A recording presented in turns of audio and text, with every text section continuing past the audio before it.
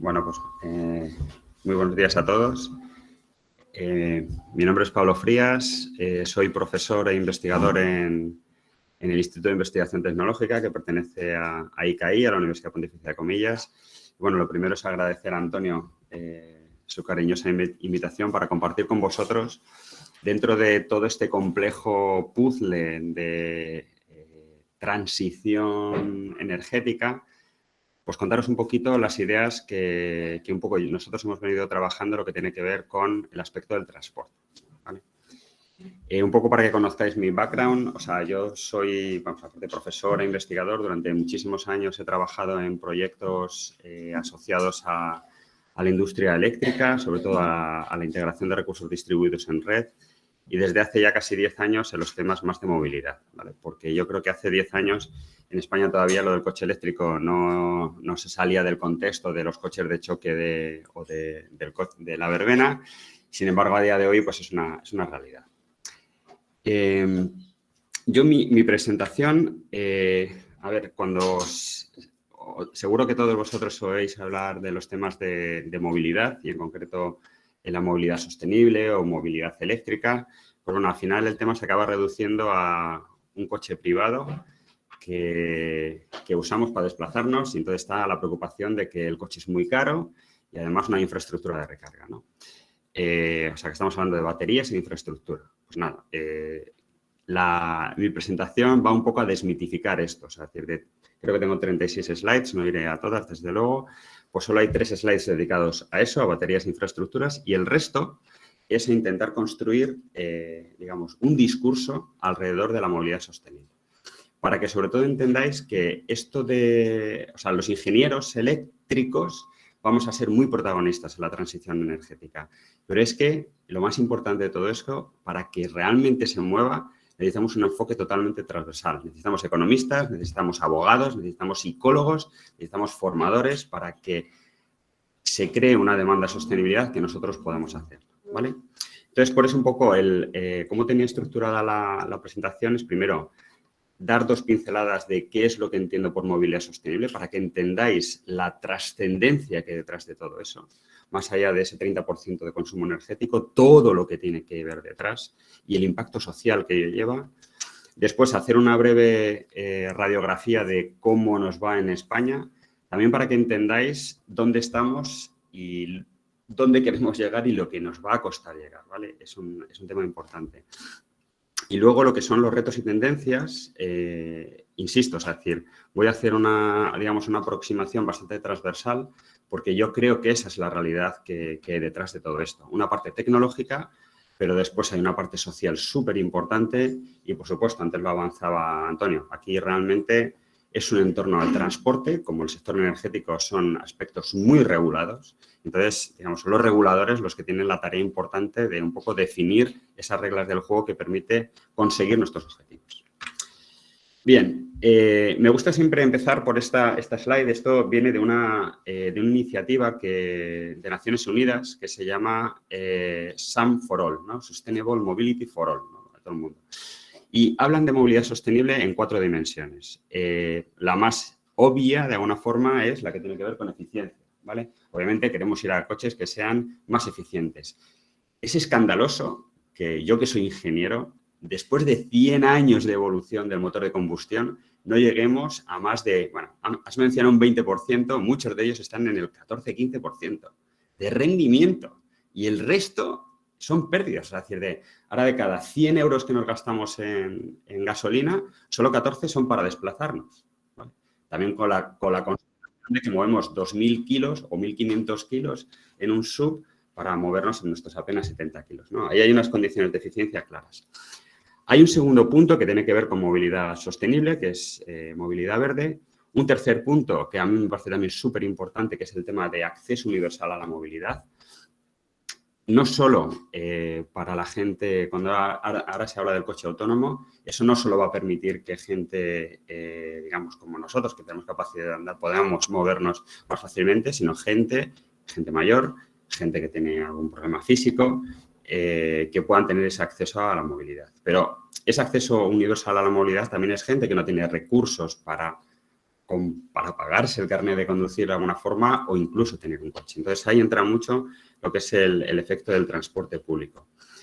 Y, por último, no hay una movilidad sostenible si esa movilidad no es segura, ¿vale? Y esto me recuerda uno de los episodios que hemos vivido en Madrid en la última década, ¿no? Donde ha habido una explosión de la movilidad, de la micromovilidad, ¿no? Donde antes solo teníamos coches, ya tenemos coches, motos, patinetes, todo, una jauría humana desplazándose y sin un orden, ¿vale? Y eso a lo que ha dado lugar es que tengamos una accidentalidad creciente en todos esos modelos. Entonces, no hay movilidad sostenible si no es una movilidad segura, accesible y demás.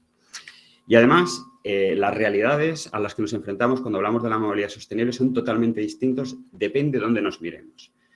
Hay un problema de ricos, que es el que tenemos en Europa y en Estados Unidos, donde básicamente tenemos un problema de contaminación en las ciudades, el hongo famoso, y en algunos casos unos problemas de congestión, ¿vale? Aquí, de hecho, os traigo... hay un índice que es muy curioso, pues alguna vez lo queréis comprobar, TomTom, que es la marca de los TomTom, de los routers que tenemos, pues publica anualmente y, de hecho, tiene mapas en tiempo real de congestión, ¿no? Entonces, nos dice cuánto tiempo extra perdemos en movernos por las ciudades con respecto a una situación donde no hubiese congestión, ¿no?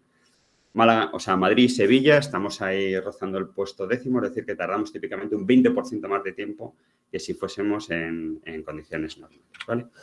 Pero esa es nuestra realidad, la de los países ricos, ¿vale? Que de hecho somos los que nos estamos preocupando por la movilidad sostenible.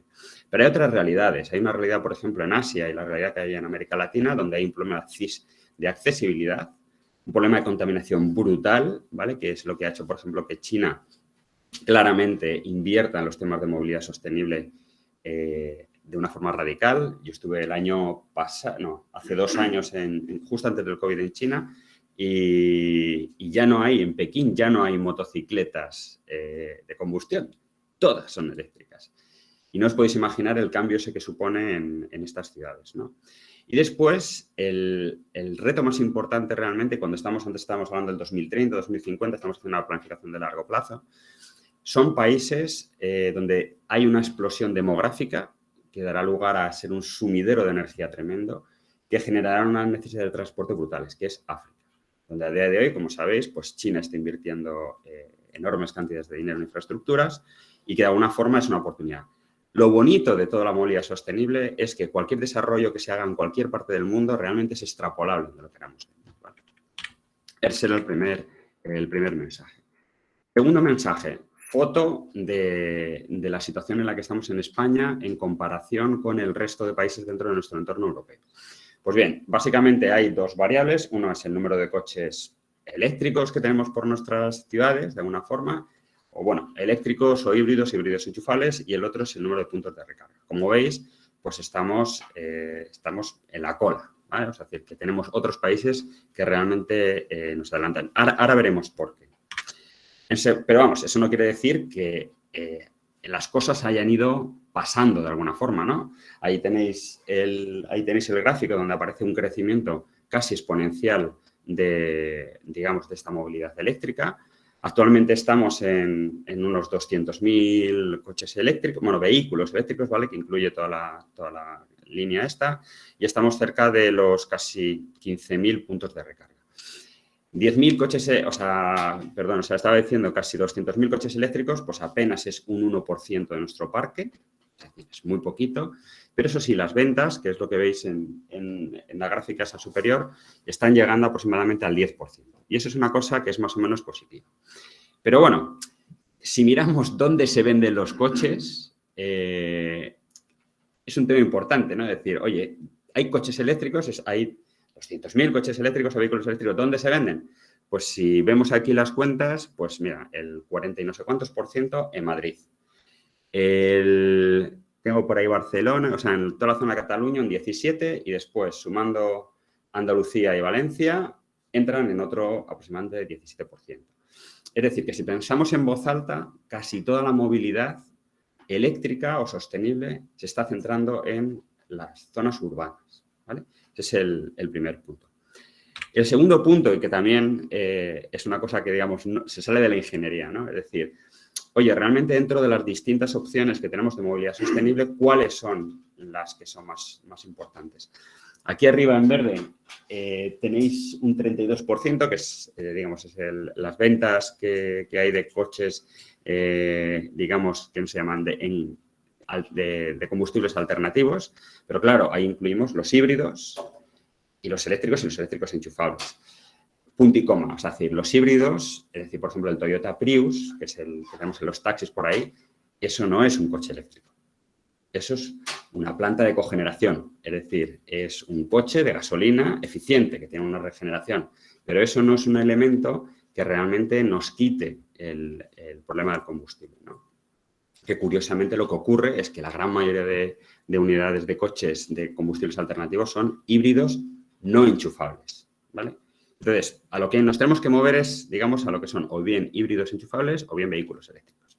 Pero vamos, una vez que vemos los vehículos eléctricos y nos vamos a los vehículos eléctricos más vendidos, pues claro, se nos caen los palos del sombrajo. Es decir, porque esta tabla que tenéis aquí abajo, el coche eléctrico más vendido, esto fue en el año 2021, datos de ANFAC, pues es el Tesla Model 3. Y dices, bueno, ¿quién puede comprarse un Tesla Model 3? Entonces, claro, la conclusión de todo este microanálisis es decir, bueno, a día de hoy la movilidad eléctrica ocurre en zonas urbanas y zonas urbanas pudientes, ¿vale?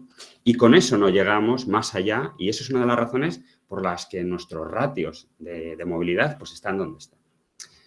¿Qué es lo que están haciendo otros países? Y por eso me gusta mucho la comparativa del Tesla Model 3, que bueno, cuesta el módico precio, el más barato, claro, 47.000 euros, tenemos de 60.000 y demás, y de 100.000, tenemos el Model S.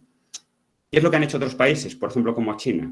Pues lo que han hecho en China es que esa movilidad sigue siendo urbana, pero no ha entrado tanto en las clases altas, sino ha entrado realmente en las clases medias y bajas. ¿Cómo? Pues vendiendo un coche, que es este coche, que cuesta 3.700 euros. Un coche eléctrico, 4 plazas, 3.700 euros. Obviamente no lo vamos a ver en Europa, yo lo digo en el corto plazo, porque esto hunde todo el sector de la automoción, tener una entrada de estas, ¿no? Pero es es la estrategia que han hecho ellos. Han creado, digamos, un campeón nacional de la marca esta que se llama impronunciable, ¿no? El Lulin, no sé cuántos. Han hecho un campeón nacional que permite eso, que permite democratizar el uso del coche. Tiene una autonomía justa, pero para moverte en un entorno urbano queda lo mismo, ¿vale? Siguiente cuestión, también importante, para hacer una radiografía y entender todo lo que tiene que ver con a dónde queremos llegar, ¿no? Aquí os he presentado una gráfica donde aparece, digamos, la evolución en un caso hipotético del parque de automóviles en España de aquí a 2050, ¿no? Veis, las que están en marrón, pues básicamente tienen que ver con combustibles fósiles y los verdes son los eléctricos, ¿vale? Si nosotros queremos hacer un plan de reposición del parque, donde básicamente lo que queremos es forzar a que todo el parque que se venda pues sea eléctrico, cuenta rápida, cuenta la vieja. En España tenemos en torno a unos 25 millones de turismos, ¿vale? 25 millones.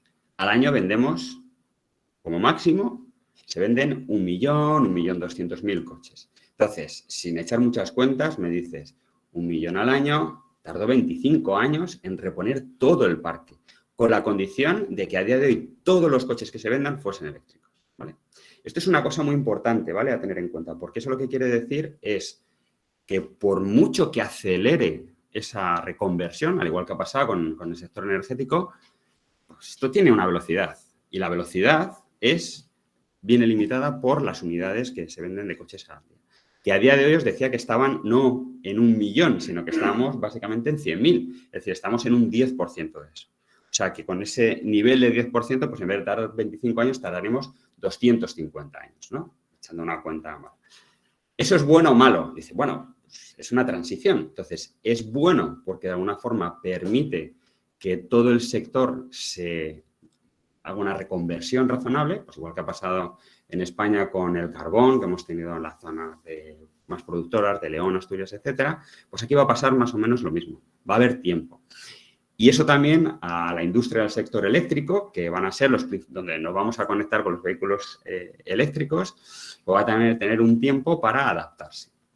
La línea roja os aparece, digamos, es como la transición más salvaje o máxima que podemos llevar a cabo, que está asociada a ese millón de coches que se venden al año, ¿vale? En blanquito punteada está lo que propone el PNIEC, o sea, es decir, de alguna forma la estrategia del IDA y del Ministerio, y bueno, y que veáis que hay un escenario de tendencia, ¿vale? Entonces, a mí, de esta gráfica, quiero que os quedéis en la cabeza que esto no es como una transición de la telefonía fija a la móvil, que de hecho todavía estamos en esa transición y ya llevamos casi 15 años. Esto va a tardar mucho más tiempo. Y eso, el que tarde más tiempo, pues bueno, pues tiene sus cosas, ¿no? Es decir, que si nosotros lo que estamos obsesionados es, ahora con la crisis de Ucrania, en intentar aminorar lo máximo posible todo lo que tiene que ver con la dependencia energética con los otros países, pues es que esto nos va a llevar tiempo. El mismo tiempo que la conversión que teníamos antiguamente. Aquí tenéis lo que son las importaciones de energía destinada digamos, a transporte y un poco para que veáis cuál sería el ciclo. Pero vamos, estamos tardando unos 15 años. ¿Y las emisiones? Pues bueno, las emisiones pasa exactamente lo mismo. Por mucho que apretemos el acelerador, las emisiones, tanto globales, es decir, esta es la que afectan al efecto invernadero, como las de NOx, que son las que realmente dentro de los entornos urbanos, que es la que, digamos, respiramos cuando nos movemos por las ciudades, pues van a costar décadas en ir cayendo, ¿vale? Y eso es importante. Eso es importante porque realmente esto hablaremos al final, ¿no? Cuando hablaremos de la parte de regulación. Las estrategias de movilidad en un entorno tan regulado las definen los gobiernos. Y pensad que estamos hablando de ciclos de transición de 15 años. Entonces, necesitamos que por lo menos haya 4 gobiernos que tengan una visión alineada y que la mantengan de alguna forma. Entonces, eso es realmente un reto que nos beneficia a todos. Cualquier vaivén lo que va a hacer va a retrasar esta transición, al igual, pues bueno, que antes comentaba, esa década que hemos pasado miniosa en la parte de fotovoltaica. Bien. Esto se lo he robado a mi querido compañero de ANFAC. Básicamente, de donde estamos a donde queremos ir, en el 2030, aquí hemos sido un poquito más conservadores, pues fijaros, del parque lo tenemos que multiplicar por 35 para llegar a los objetivos que tenemos marcados por el PNIEC, que son los 3 millones de turismos, y después en puntos de recarga, que es la otra gran batalla, pues tenemos que multiplicarlo por 30. A ver, por suerte, ya lo hemos comentado antes, ¿no? Esto todo tiene que ver con una sigmoidal. Estamos en la parte de alta derivada, es decir, las cosas van a suceder muy rápido y muy deprisa, pero aún así tenemos unos efectos multiplicadores muy importantes.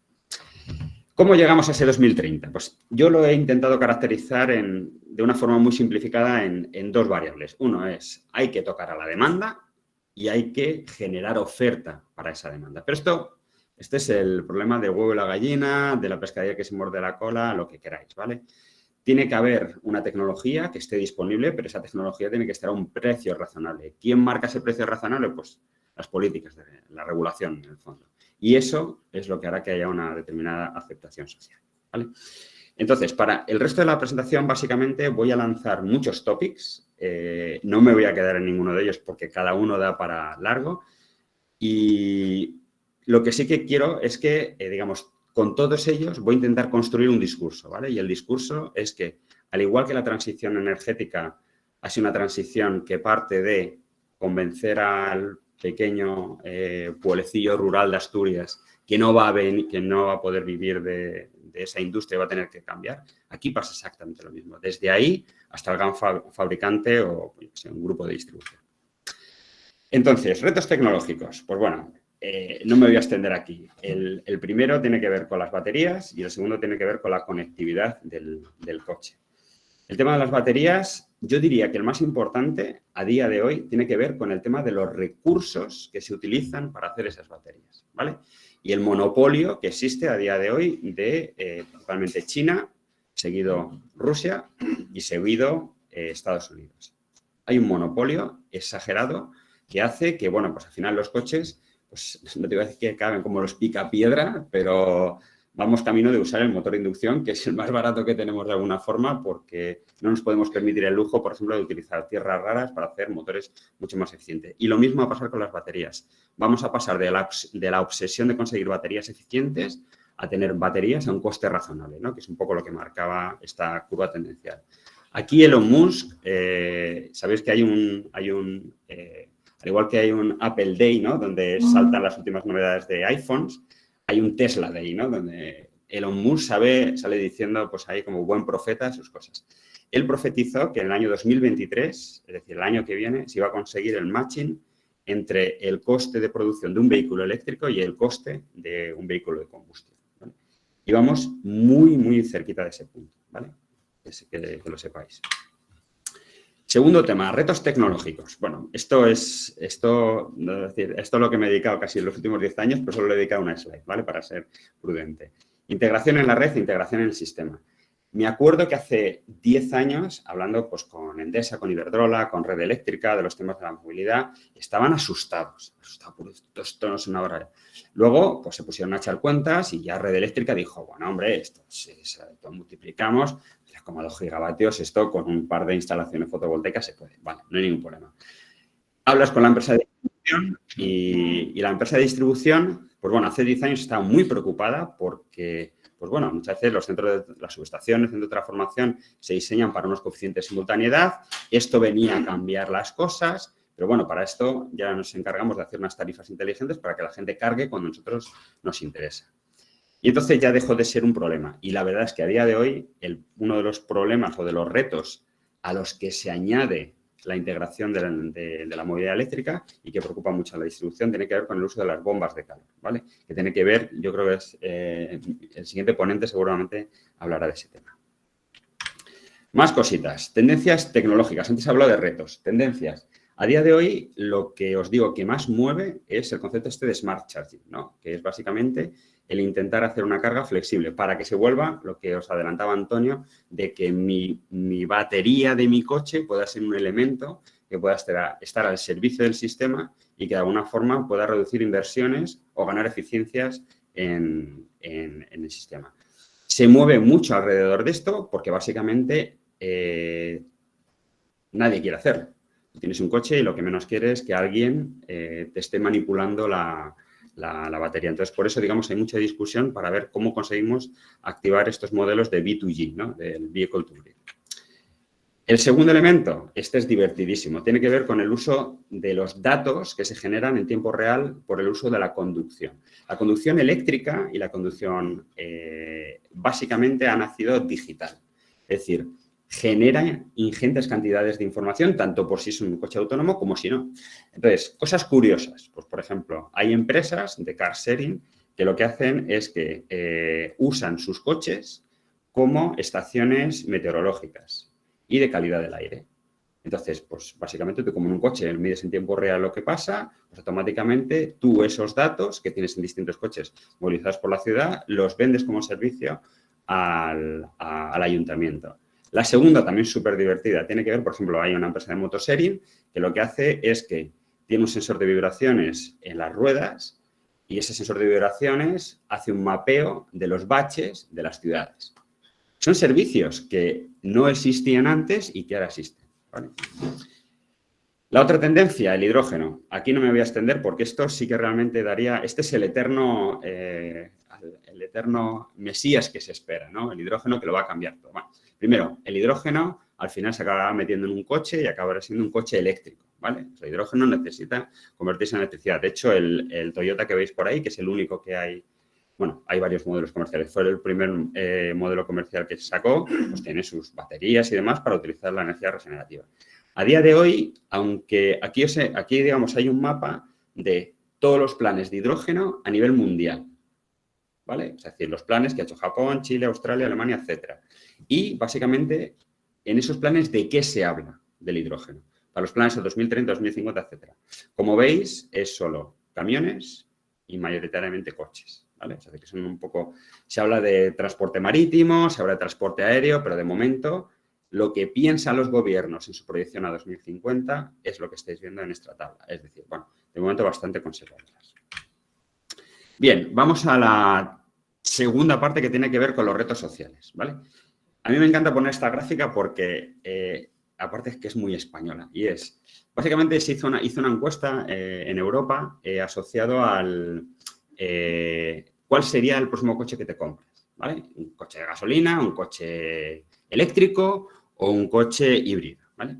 Entonces, en España, que estamos por aquí, ¿no? El 80% de las personas pensábamos que nuestro próximo coche no iba a ser de combustión, sino que iba a ser eléctrico o híbrido. Mirad a Alemania.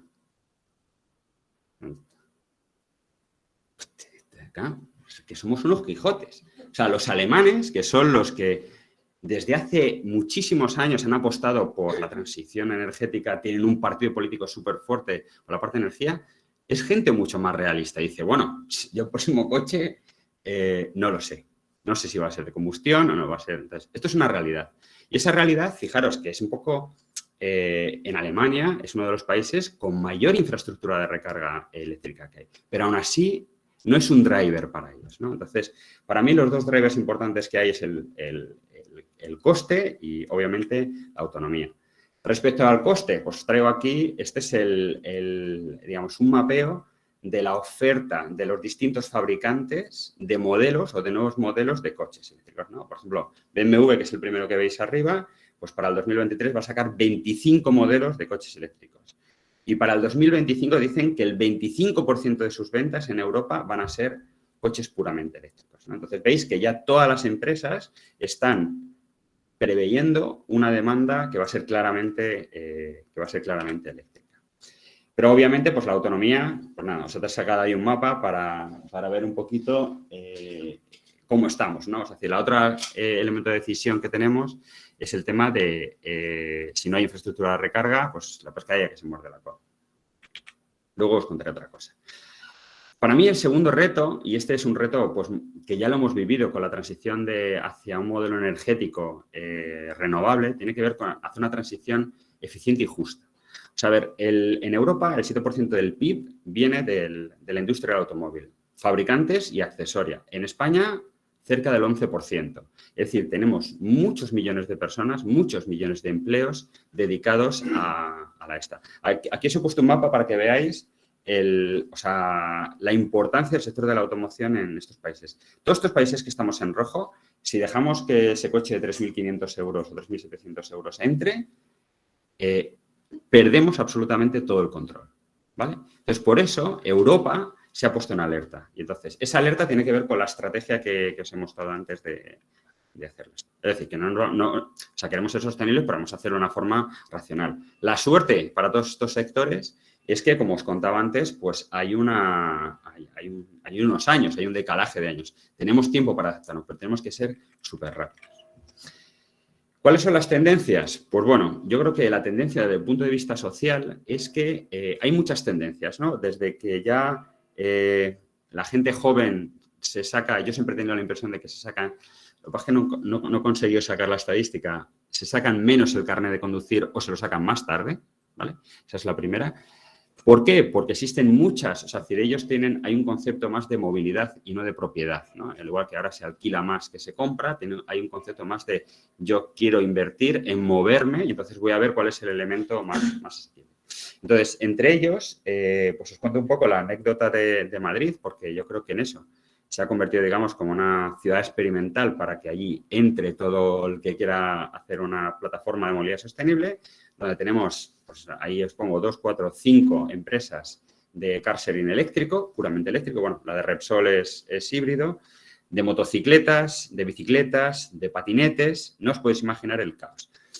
Todo esto, digamos, tiene un punto positivo y es que permite que la gente use, o sea, gestione su eficiencia a la hora de moverse y lo hacen. Es decir, la gente en desplazamientos cortos usa patinete o usamos patinete, en desplazamientos medios usa commuting, usa cercanías, etc. ¿Vale?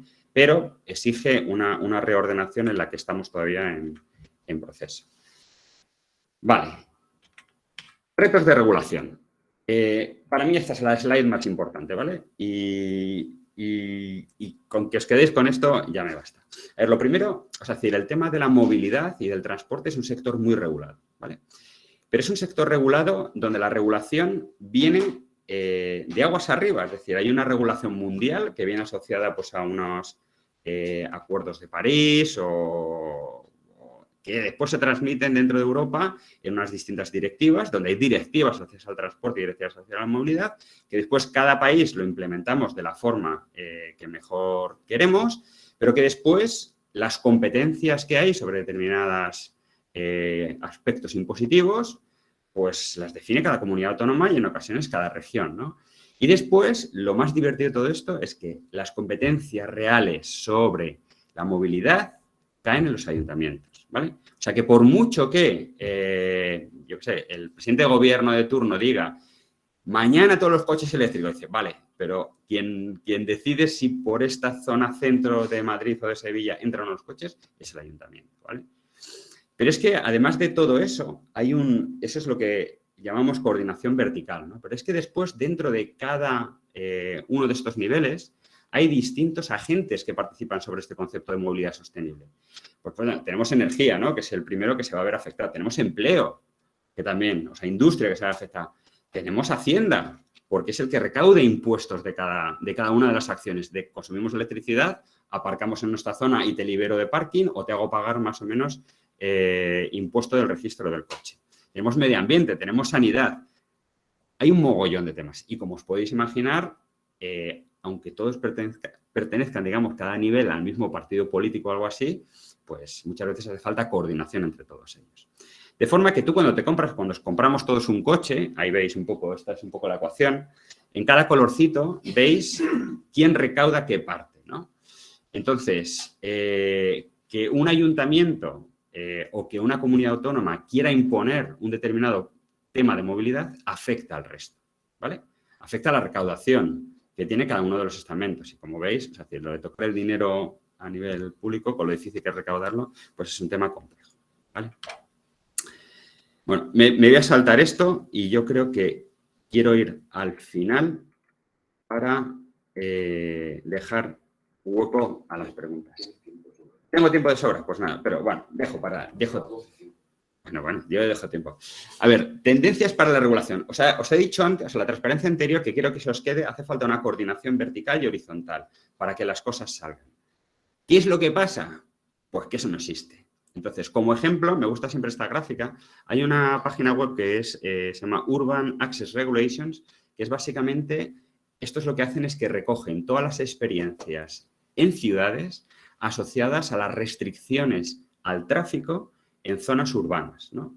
Entonces, nosotros, por ejemplo, en Madrid, pues tenemos una zona central donde solo pueden entrar coches con una etiqueta determinada.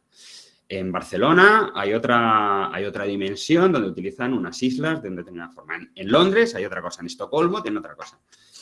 Pero de alguna forma no hay una homogeneidad en estas estrategias. Pero esta no homogeneidad en estas estrategias pues tiene que ver con muchas razones. Primero, por la percepción social de la gente. Pero en otras, y esto me vuelvo otra vez a esta transparencia anterior, hay otras muchísimas variables.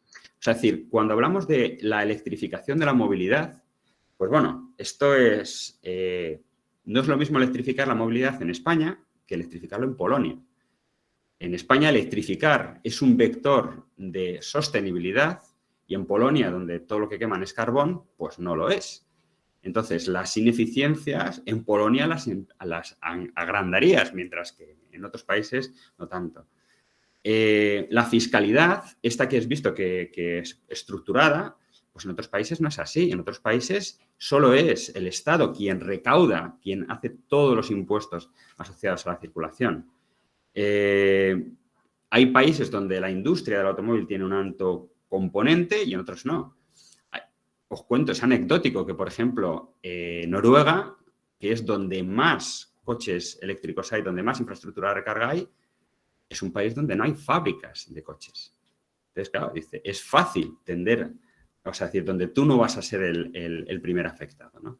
Entonces, esta transición hacia la movilidad exige unas políticas que de alguna forma es difícil guardar coherencia entre ellas. Así como la transición hacia un modelo energético sostenible es más homogéneo, en los temas de movilidad la verdad es que resulta bastante más complejo.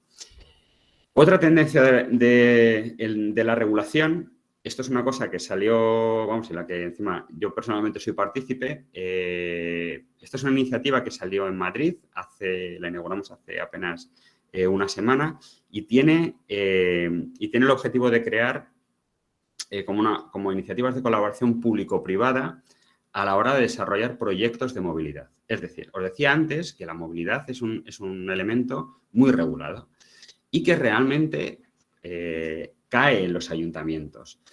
Los ayuntamientos donde a veces pues, no tienen la experiencia o las competencias o el personal para realmente implementar proyectos de movilidad. Sí que las empresas privadas tienen, sí que el emprendimiento tiene, pero les cuesta mucho que estas cosas al final lleguen a suceder. Entonces, por eso, el hecho de crear como espacios donde juntes a la administración, juntes a los emprendedores, juntes a las empresas, para que discutan y entre todos creen, aquí lo llamamos sandboxes, ¿no? Que esto es una palabra ahora muy manida, ¿no? Es decir, creen como pequeños pilotos controlados para ver que estas cosas funcionan, pues a mí me parece que son súper importantes, súper importantes. El emprendimiento, pues bueno, los temas de emprendimiento en el ámbito de la movilidad tienen un potencial escalable y replicable infinito, que otra cosa no tiene, ¿vale? Y yo creo que por eso, y con esto, digamos, me gustaría enlazar con la primera slide. O sea, es decir, el problema de transición hacia una movilidad sostenible es un problema global, universal, que va a tener cualquier desarrollo que se haga, bien sea de una batería que mejora la eficiencia o de un inversor, o bien de una aplicación que recoge información y gestiona tu carga. Todo eso que se haga a pequeña escala se multiplica por los millones de habitantes que somos, ¿vale? Y eso, para los que emprenden, pues es una muy buena noticia, ¿no? Porque realmente te permite un valor de escalabilidad tremendo. Conclusiones. Quiero dejar espacio para alguna discusión.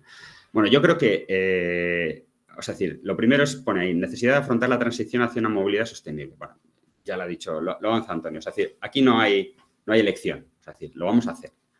¿Cómo lo vamos a hacer o cómo de rápido lo vamos a hacer o cómo vamos a perder oportunidades? Pues bueno, eso depende de nosotros. Yo creo que España, a diferencia de otros países, tenemos una oportunidad enorme. España, como os decía, tiene cerca del 11% del PIB asociado a la industria del automóvil. No somos generadores de tecnología, porque realmente la gran parte de las fábricas que tenemos son fábricas de montaje, es decir, Volkswagen, Renault, Santana, o sea, todas son fábricas son el IKEA, ¿vale? Pero, sin embargo, toda la industria accesoria que hay, estoy pensando en el grupo Stamp, Antolin, que son las grandes, esas sí que generan tecnología. Entonces, nosotros estamos en una posición en la que, digamos, con nuestro tejido industrial, con nuestras universidades, con todo nuestro valor, nosotros podemos aportar mucho y podemos salir ganando de esta transición si creamos valor, ¿vale? Pues bueno, para eso están los planes de resiliencia, de tanto están hablando para conseguir esto, ¿vale? Y después que existen muchas barreras para que esto salga. El problema de la movilidad no es, como os decía al principio, no es si mi próximo coche va a ser eléctrico o no y dónde lo cargo, ¿no? El problema de la movilidad es un problema mucho más transversal que parte de soluciones técnicas, pero hay una concienciación social y, por supuesto, es decir, están todas las condiciones regulatorias que hacen que esto funcione, ¿vale? Y entre ellas, pues la más importante para mí es la necesidad de comunicar y formar, es decir, que la gente entienda de qué estamos hablando cuando se habla de un coche eléctrico y la razón de ese coche eléctrico. Yo creo que esa es una de las razones por la que estamos aquí, ¿vale? Tengo otra slide, pero me voy a quedar aquí. Y así dejo más hueco para Servando, que yo creo que se me ha olvidado.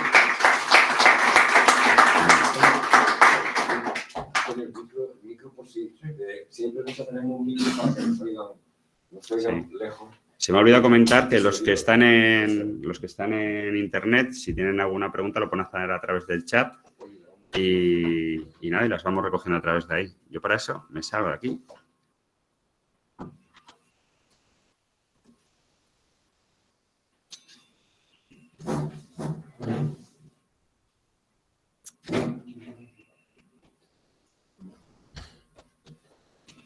¿Alguna pregunta? Para el micrófono.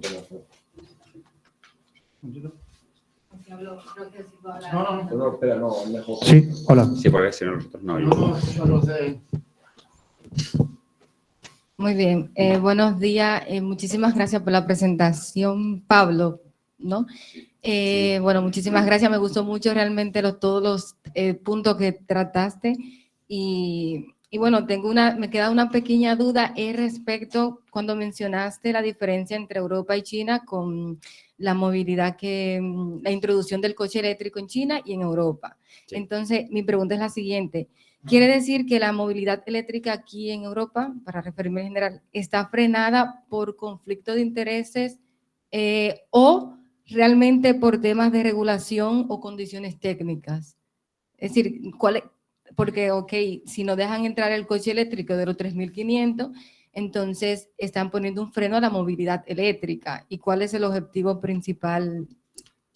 Sí, bueno, a ver, la pregunta no tiene fácil respuesta, desde luego. O sea, yo creo que los ingredientes de por qué la movilidad ha ido tan despacio, yo diría que el primero de ellos es que lo ponía lo antagónico a Noruega, ¿no? O sea, Noruega no tiene fábricas, pero es que en el resto de Europa la importancia del sector automóvil es muy importante. Y los primeros que frenaron de alguna forma esa transición fueron los fabricantes. O sea, pensad que en la industria del automóvil, la ingeniería, o sea, es decir, el número de ingenieros, los millones de euros que se invierten todos los años en investigación del motor de combustión es enorme. O sea, yo creo que a día de hoy los motores que se desarrollaron en los años 80 se siguen amortizando esa inversión. ¿Vale? O sea, hay una inversión, o sea, esto es como una gran bola donde se invierte mucho en investigación y se están recuperando, o sea, están poco a poco recuperando los motores. Muchos de los motores de combustión que tenemos a día de hoy, la tecnología, el desarrollo es de hace 10 o 15 años en muchos de nuestros motores, ¿vale? Entonces, eso hace que la industria, lo primero que dice es decir, oye, yo primero tengo, o sea, esto para mí me supone un vuelco total. Paso de fabricar un coche que a lo mejor tiene, no recuerdo el número de componentes que tiene un coche, imagínate, 10.000 componentes a un coche que tiene apenas 1.000 componentes. Entonces, es una transición, digamos, que dio mucho miedo a los fabricantes. Entonces, los fabricantes, la primera reacción es, quieto, para. Hasta hace 2 años, hasta incluso las asociaciones de fabricantes, digamos, eran como muy reacias a esta transición, no la veían, ¿vale? Hubo una transición similar en los años 70, cuando tuvimos una crisis energética. Ha habido también otro impulso, os sonará hay un documental que se llama ¿Quién mató al coche eléctrico? Eso fue en los años 2000, ¿no? Es decir, se creó un coche de General Motors que fue tan bueno, tan barato y funcionaba tan bien que al final General Motors decidió destruirlo porque dice, esto arruina mi negocio. Entonces, yo creo que lo primero es que la industria ha tardado en reaccionar y ahora ha reaccionado, pero eso lleva tiempo, ¿vale? Entonces, China es esa parte, bueno, China, India son, digamos, grandes moles que bueno, tienen unas políticas distintas y bueno, es distinto. O sea, yo creo que Europa vamos a ir a una transición hacia la movilidad, una transición lenta y dinamizada por la industria y en parejo con los gobiernos. Pero son dos approaches distintos. China tiene fábricas de coches, pero son todas estatales. Entonces dice, pues bueno, hoy dejas de fabricar esto y fabricas lo otro. Y punto. Todo funciona. En Europa no puedes hacer eso. Digo, Europa, Estados Unidos, ¿eh? Bueno, muchísimas gracias. A ti. Dos preguntas. La primera, los coches no pueden estar acaparando la industria de las baterías y un poco ralentizar lo que es el desarrollo de la batería en el almacenamiento energético a gran escala, a gran potencia, porque es más modelo de negocio, pequeñas baterías para miles y millones de coches. Esa es la primera. Sí, o sea, yo creo que no. O sea, yo creo que el coche ha generado mucha investigación en baterías con muchas tecnologías y lo que está ocurriendo es que las tecnologías que se desechan para movilidad, porque o bien son caras o bien pesan mucho, o sea, el ratio que tienen, se van quedando para aplicaciones estacionarias. Entonces, yo creo que sí que el coche ha hecho un efecto positivo a la hora de tecnologías y de abaratamiento de costes. De la otra forma no hubiese ocurrido, ¿eh? O sea, es decir, si los coches no se hubiesen desarrollado, si nos hubiésemos obsesionado en sacar baterías del otro, yo me acuerdo las primeras baterías estacionarias que habían de sulfuro y cosas raras que esas, o sea, se está ganando eficiencia por el otro lado, creo yo. mi impresión. Vale. Y la segunda, la fórmula de la adquisición del coche eléctrico, que no obstante la transparencia. Sí. Claro, ese es el coste de adquisición, el CAPEX. Pero es que un coche eléctrico puede tener un OPEX muy caro, porque no cualquier taller que repara un coche eléctrico cuando sale una alarma. O sea, perdón, me he explicado mal. La fórmula que os ponía era una fórmula que tiene CAPEX y OPEX. Y ahí en el OPEX es lo divertido, porque en el OPEX es donde, pues bueno, se mete el céntimo revolucionario medioambiental y se meten muchísimas otras cosas. Sí, y efectivamente, y claro, en el OPEX es donde por un lado actúa Hacienda, por otro lado actúan las regiones, por otro lado en el seguro puedes tener un descuento, por otro lado, por ejemplo, los ayuntamientos te evitan el parking y eso es una pérdida, es un lucro cesante suyo que... Pues, sí, esa fórmula es muy divertida, pero esa fórmula, lo que os digo que es divertido es que en España está, o sea, es decir, cada región o cada, digamos, decision maker tiene una parte, o sea, le pega un bocado a los ingresos destinados de ahí. Y en otros países no, en otros países hay uno que se encarga de recopilar todo. Entonces, es más fácil para cuando tienes uno que se encarga de recoger todo el dinero que cuando tienes varios. Gracias. Hay un par de preguntas en internet, pero primero vamos preferente a locales. ¿Alguna pregunta aquí?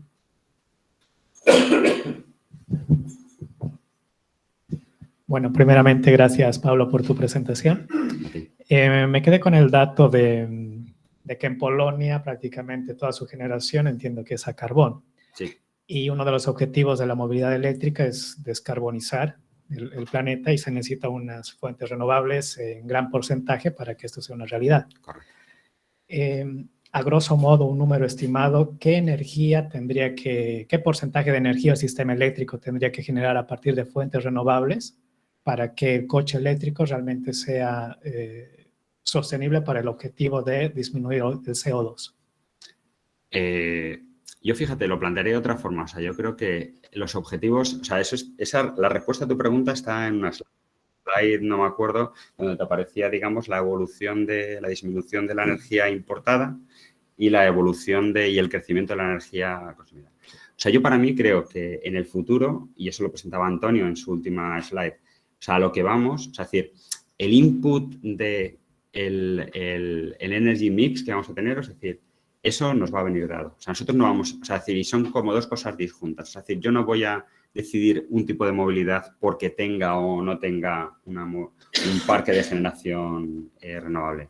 Va a haber un parque de generación renovable, mayor o menor, y yo voy a tener que instalar ahí generación, o sea, digamos, coches eléctricos. Eso es lo que va a ocurrir.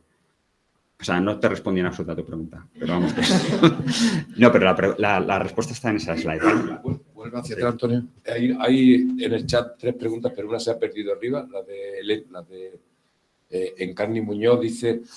¿La leo o te la leo yo?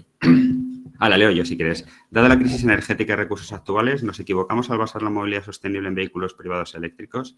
Ya existen limitaciones de carga de vehículos en ciertos países como China por la crisis de este verano. A ver, cuando se habla de movilidad sostenible, la movilidad sostenible, cuando se habla de movilidad eficiente y accesible, el transporte público es un elemento fundamental. O sea, pero fundamental.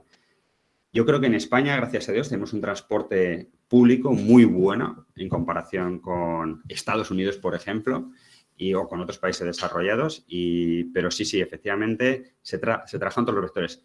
Cuanto más colectivo sea el transporte, pues muchísimo más eficiente es y menos necesidades necesitas. Yo creo que ese es el primer punto, ¿vale? Después, ¿había otra? Sí, Daniel Leiva y Ramón G3. A ver. Sí, me gustaría preguntar si podrá Europa afrontar la fecha impuesta de 2035 para prohibir el vehículo de combustión. Sí, o sea, mi opinión es que se va a prohibir el vehículo de combustión. O sea, hay dos prohibiciones. Una es de vender nuevos vehículos de combustión, pero claro, en España tenemos 25 millones y cada año se vende 1 millón, ¿vale? Entonces, es decir, que nosotros en el 2035 habrá un parque, que también os lo mostraba la transparencia anterior, donde habrá 10 millones de vehículos que sean todavía de combustión. Vehículos, camiones, tractores, maquinaria de industria. O sea, es que siempre pensamos en el coche privado, que ese es muy fácil de cambiar, pero eso es muy grande. Entonces, pero lo que sí que estoy seguro que se va a hacer es que en los grandes cinturones urbanos, no sé si lo comentabas tú, Antonio, o lo comentaba Rafa, va a desaparecer, digamos, el uso de vehículos de combustión. O sea, eso es totalmente seguro. Se va a prohibir radicalmente. Entonces, en entornos urbanos. Se pondrán medios, se pondrá transporte público, se reforzará, porque claro, tienes que hacerlo accesible. No todo el mundo tiene 47.000 euros para comprarse un Tesla o 10.000 para comprarse otra cosa. O sea, tienes que generar totalmente alternativas. Pero yo estoy sí en entornos urbanos. ¿No crees que el mercado, y después Emilio comenta, ¿no crees que el mercado hará con esto como con el electrodoméstico y la observación programada? Si no tiene mantenimiento, afecta directamente a los talleres. Quiere decir que si son muy duraderos, no es la pescadilla que se muerde la cola. Bueno, aquí lo que pasa es que entrarán los economistas y los que han estudiado ADE para ver cuál es el modelo de negocio de venta de un coche eléctrico. A mí me sorprende que cuando te compres un Tesla te dicen que no tiene mantenimiento en toda su vida. Y te dices, ostras, bueno, habrá un mantenimiento. O sea, cualquier coche eléctrico que compréis a día de hoy, tienes que pasar todos los años por el taller y ellos ya hacen un mantenimiento y otras cosas. O sea, que ya se generarán los modelos de negocio suficientes para hacer que la movilidad sostenible sea rentable, porque si no, no va a haber gente que invierta en los mismos. Me quedaba otra de Eduardo. A ver, espera, le doy a emitir, ¿no? Lo he hecho, ya está. Y después, Eduardo. Dado el nuevo contexto socioeconómico, se espera una evolución del precio de las baterías tan optimista como la que se ha visto otros años. Y en este caso, ¿puede la capacidad de producción adaptarse a la nueva demanda de tantos vehículos eléctricos como instalaciones de autoconsumo en Europa? Bueno, es un poco lo que decía antes a tu pregunta. O sea, yo creo que va a haber separación de tecnologías, va a haber second life de las baterías que se usan, por ejemplo, para movilidad, para aplicaciones estacionarias. O sea, yo creo que las baterías de autoconsumo son menos exigentes técnicamente que las de movilidad. Y bueno, yo creo el tema de las baterías y el tema de la autonomía, yo el otro día eché cuentas y a día de hoy el promedio o sea, si cogemos todos los coches que se vendieron el año pasado y la autonomía media de cada uno de ellos, me salía 414 kilómetros.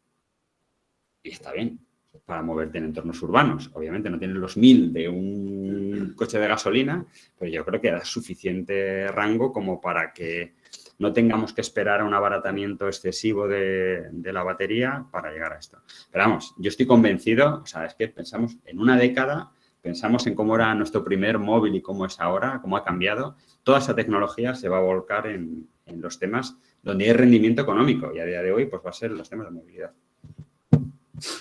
Bueno, aprovechando que has sido tan generoso que has dejado mucho tiempo para preguntas, lo cual te agradezco enormemente, Pablo, no te lo pueden. Los demás posiblemente no puedan hacer lo mismo, pero en tu caso te lo agradezco. No puedo resistir a hacer una pregunta, tengo varias, pero más que preguntar tu opinión sobre algún tema, que yo tengo mi propia opinión también, ¿no? El tema ha hecho alusión, lógicamente, al tema una de las barreras sería el tema de la carga rápida, la necesidad de recargar. El tema ese es complejo cuando haya un despliegue masivo de vehículos eléctricos, porque España es uno de los países donde más coches duermen fuera, no tienen un garaje privado. Yo tengo un coche eléctrico y tengo una casa unifamiliar, entonces yo lo cargo tranquilamente en el trabajo o en casa, no tengo ningún problema, ¿no? Tiene 400 kilómetros de autonomía y por tanto me lleva casi a cualquier sitio, hasta la playa incluso, ¿no?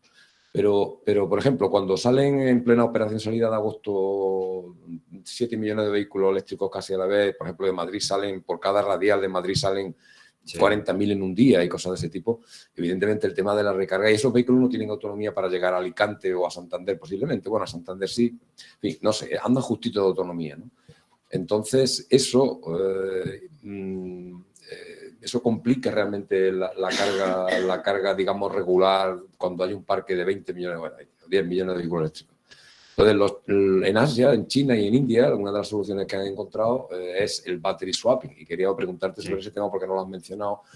Concretamente para triciclos, biciclos y scooter y pequeños vehículos chiquitines de estos urbanos, pues el battery swapping es muy extendido en China e India, pero incluso para vehículos de lujo tipo Tesla, NIO, el fabricante principal fabricante español, pues no solamente lo ha implantado en China y en India, sino que está empezando a ponerlo en California y hasta he visto que en Noruega ha pedido autorización también para homologar sus puntos de carga. Entonces es un tema que Tesla lo descartó y los fabricantes europeos lo han descartado y me temo que de nuevo es por intereses, digamos, comerciales, porque un coche sin que las baterías la puedas cambiar y la batería no va incluida en el coche, hace que el coche sea mucho más barato y seguramente los modelos de negocio de los fabricantes de vehículos convencionales no les guste mucho la idea. Entonces, posible la pregunta que tu opinión sobre battery swapping, no solo a nivel técnico, sino también a nivel, digamos, si los gobiernos de algún modo pueden regular eso para que de algún modo no tengamos que estar a la expectativa de los fabricantes de vehículos eléctricos, de vehículos, si les interesa o no cambiar el modelo o esperar, como tú dices,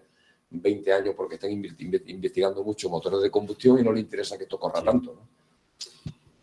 Pues a ver, el battery swapping, donde yo lo veo clarísimo, o sea, es decir, tiene muchísimo recorrido, es lo que decían ciclomotores y demás, por ejemplo, las flotas que es otro tema que tampoco he tratado, pero que es súper interesante, las flotas de logística urbana e interurbana, todos los coches que hacen el reparto a primera hora de la mañana o a última hora, o sea, hacer eso es, por supuesto, battery swapping.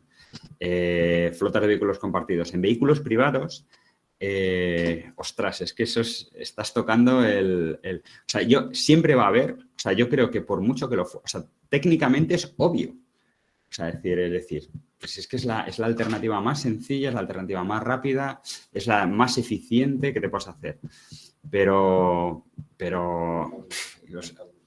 los que tenemos, por ejemplo, un iPhone que joder, me lo compro por la batería y aunque no tenga la capacidad de comprarme una batería o cuando se me degrada cambiarla por una batería, estás dispuesta a eso. Entonces yo creo que ahí vamos a chocar con la libertad de las personas a tener digamos, las cosas de mejor tecnología. Tesla nunca lo va a hacer. Fíjate yo. NIO sí que lo va a hacer porque son inteligentes y ven que eso es una forma muy rápida de abaratar costes y de enfrentarse al problema de la restricción de infraestructura de recarga y tiempo de recarga.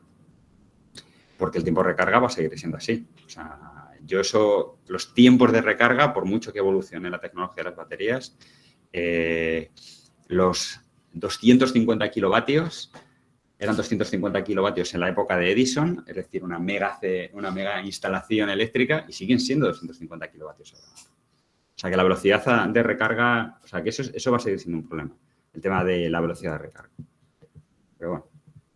Pues muchas gracias. La hora justo la hora, Servando. Creo que es que es casi la hora ya, ¿no? Si es rápida. En privado, vale, es del descanso del almuerzo, ¿vale? Porque si no, Servando tiene mucho material, lo he visto, y sería bueno que empezara ya.